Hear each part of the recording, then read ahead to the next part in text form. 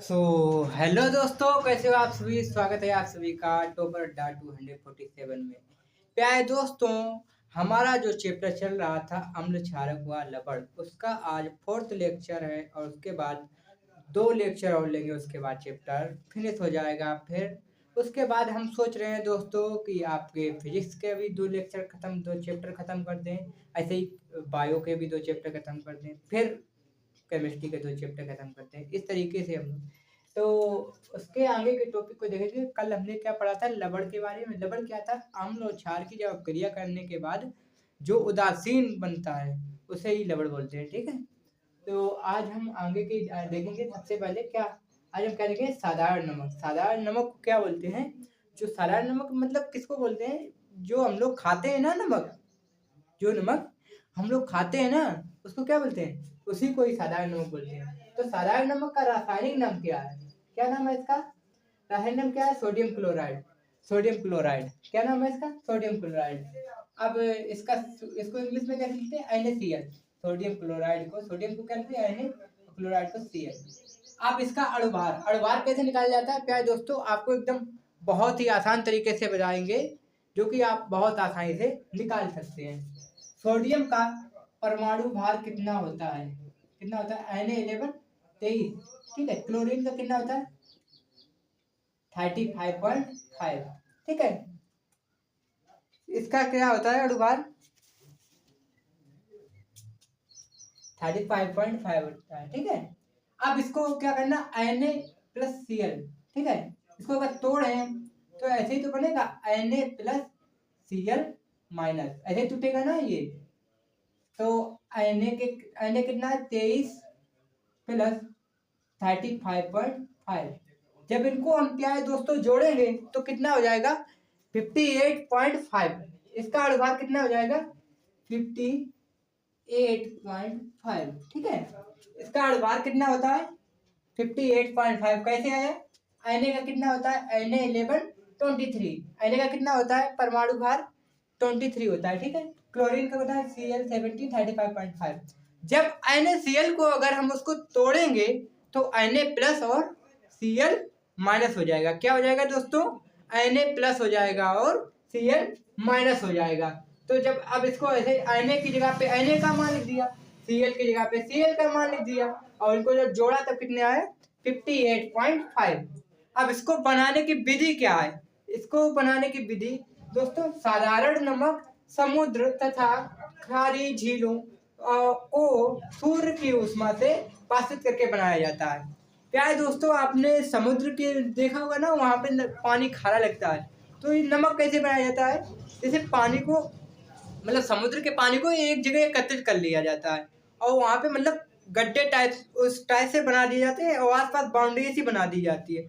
उसको क्या करते हैं, कुछ दिन के लिए वो लोग उसमें पानी भर देते हैं, और मतलब जब कुछ दिन बाद जब देखते हैं तो सूर्य की जो किरणें पड़ती हैं उससे क्या होता है, जो जल होता है, जो बाष्प जल होता है वो बाष्प बन के चला जाता है, और जो नमक होता है वो नीचे जम जाता है। उसी इस तरीके से निकाला जाए। वही बात इसमें लिखिए, सारा नमक समुद्र तथा खारी झीलों को सूर्य की ऊष्मा से वाष्पित करके बनाया जाता है। मतलब साधारण नमक को कहाँ कहाँ से प्राप्त किया जाता है? नमक और साधारण नमक को कहाँ से प्राप्त किया जाता है? समुद्र और खारी झीलों को मतलब वाष्पित करके बनाया जाता है। मतलब उसको, मतलब सूर्य के कुछ दिन के लिए रख दिया जाता है ना, तो उस रखने के बाद सूर्य के प्रकाश की किरणें, मतलब जो पानी होता है वाष्प बन के उड़ जाता है, और जो नमक रह जाता है उसे इस प्रकार प्राप्त किया जाता है। ठीक है। इसकी बनाने की विधि है। अब इसके भौतिक गुण के बारे में देखेंगे। क्या देखेंगे?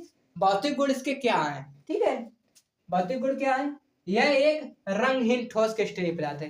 दोस्तों, आपने नमक देखा होगा अपने यहाँ, जो आता है वो कैसा है? रंगहीन है। उसका मतलब कोई कलर नहीं है। एक और किस टाइप का है? वो ठोस टाइप का है। देखा होगा आपने, टुर्री वाल जिसको नमक बोलते हैं। ठीक है।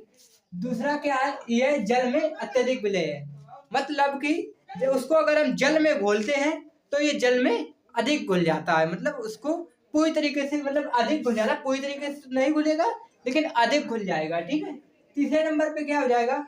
यह स्वाद में नमकीन होता है। अब नमक ऑफिशियली आप लोगों ने खाया होगा तो स्वाद में कैसा लगता है? नमकीन ही लगेगा। ठीक है। और जो फोर्थ है हमारा, यह गर्म करने पर चिटकता है।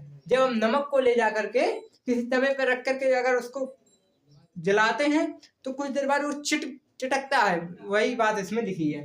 तो अब आगे के टॉपिक को हम देखेंगे। आइए उसके आगे के नेक्स्ट टॉपिक को देखते हैं। क्या? रासायनिक गुण। रासायनिक गुण में पहली हेडिंग पड़ेगी क्या? पहली हेडिंग हमारी क्या पड़ेगी? रेत के साथ क्रिया। मतलब जो रेत होती है उसके साथ क्या क्रिया करता है। तो सोडियम क्लोराइड को उच्च ताप पर सिलिका के साथ गर्म करने पर सोडियम सिलिकेट बनता है। मतलब कि जब सोडियम क्लोराइड को उच्च ताप पर मतलब हाई टेम्परेचर पे सिलिका जो जो होता है सिलिका जिसको बोलते हैं रेत, उसके साथ गर्म करने पर क्या बनता है? सोडियम सिलिकेट बनता है। इसकी अपक्रिया क्या हो जाएगी? 2NaCl। NaCl को क्या बोलते हैं? Sodium chloride plus SiO2 plus H2O। तो जब इसकी क्रिया कराने पर क्या बनता है? Na2SiO2 मतलब सोडियम सिलिकेट, ठीक है, प्लस H2HCl प्लस क्या बनेगा? HCl, जिसको बोलते हैं हाइड्रोक्लोरिक अम्ल। ठीक है, तो आइए आगे के देखेंगे आगे क्या है डेफिनेशन। आइए उसके आगे के टॉपिक को दूसरे नंबर की हेडिंग क्या है? अम्लों से क्रिया। मतलब जो सोडियम क्लोराइड है वो अम्ल से क्रिया करने पर क्या बनता है, उसी के बारे में देखेंगे। सोडियम क्लोराइड को सांद्र सल्फ्यूरिक अम्ल H2SO4 के साथ गर्म करने पर सोडियम हाइड्रोजन सल्फेट तथा हाइड्रोक्सिलिक हाइड्रोक्लोरिक अम्ल बनता है।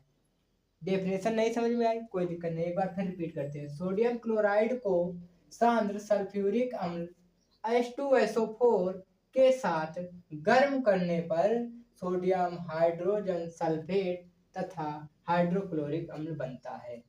हमें पता है आपको डेफिनेशन नहीं समझ में आएगी, पहले वाली भी नहीं समझ में आएगी होगी, तो हम आपको बताएंगे डेफिनेशन कैसे बनाते हैं। ठीक है, तो कोई दिक्कत नहीं।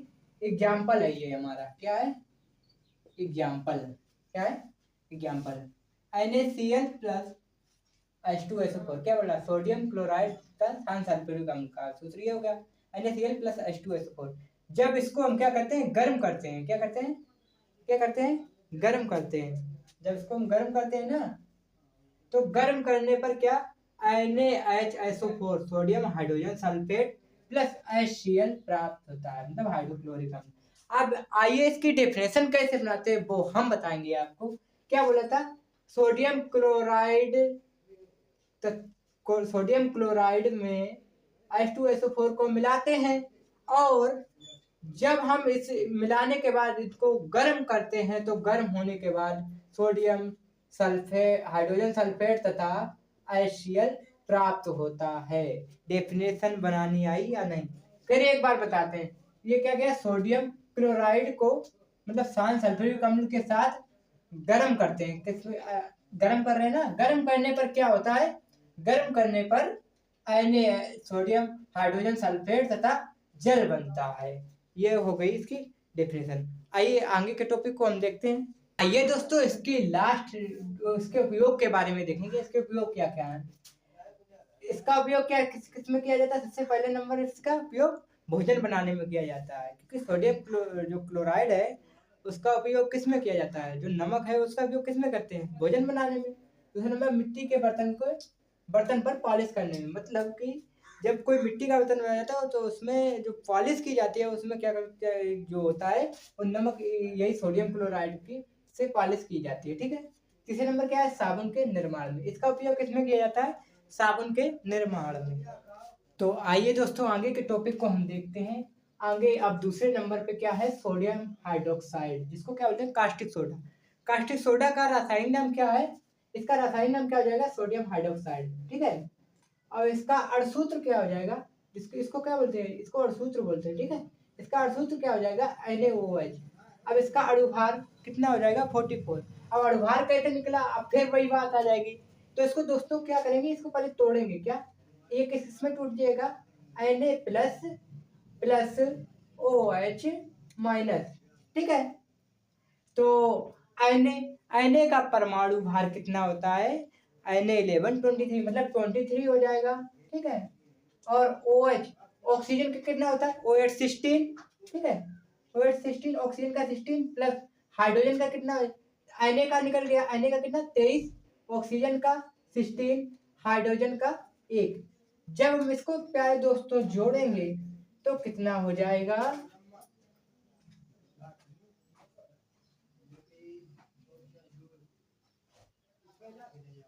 तो इसका कितना हो जाएगा 23 प्लस 17।